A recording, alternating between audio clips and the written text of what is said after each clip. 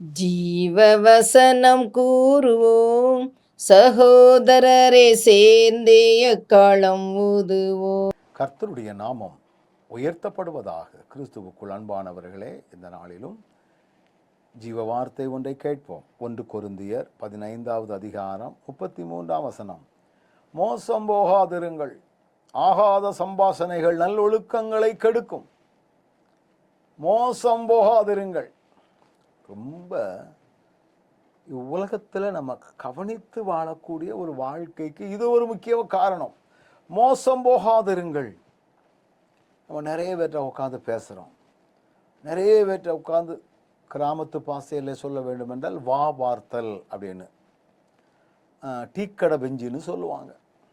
2 பேர் வீட்டுக்கு வருவாங்க, நம்ம இன்னும் 2 பேர் வீட்டுக்கு போவோம். உட்காந்து நம்ம பேசுவோம். நம்ம பேசுகிற பேச்சு எப்படி இருக்கும்? யாரோ ஒருவரை குறித்து பேசுவோம்.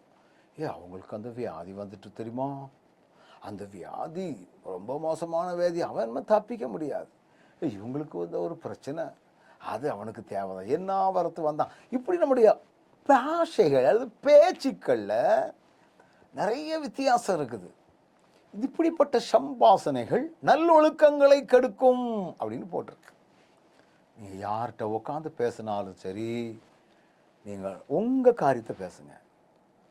நீங்கள் 2 பேர் உட்காந்து பேசுனீங்கன்னா உங்கள் 2 பேருடைய காரியம், 2 பேர் சம்மந்தமில்லாத காரியத்தை பேசாத. அப்படி ஒன்றுமே இல்லையா, வேத வசனத்தை பேசுங்க. இப்படி சம்மந்தமில்லாத காரியங்களை பேசி நல்ல ஒழுக்கங்களை நீங்கள் தாங்களாகவே கெடுத்து கொள்ளக்கூடாது. அதனால தான் ஆண்டவர் நமக்கு எச்சரிப்பாக சொல்கிறாரு, மோசம் போகாதிருங்கள். போக்காதிருங்கள்னு போடலை, போகாதிருங்கள். இப்படி தேவையில்லாத காரியத்தை உட்காந்து பேசி பேசி பேசி நாமவே மோசம் போகிறோம்.